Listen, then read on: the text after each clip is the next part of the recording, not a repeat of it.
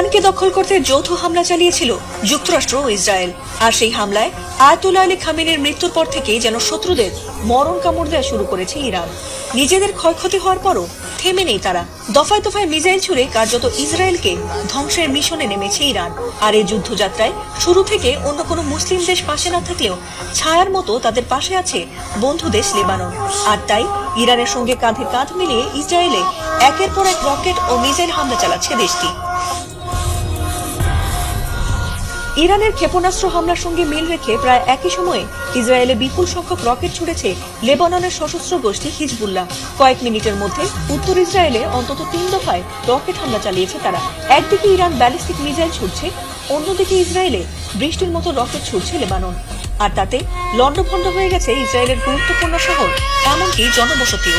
ইসরায়েলের সংবাদ মাধ্যমের বরাত দিয়ে আল জাজিরার এক প্রতিবেদনে এমনটা জানা গেছে।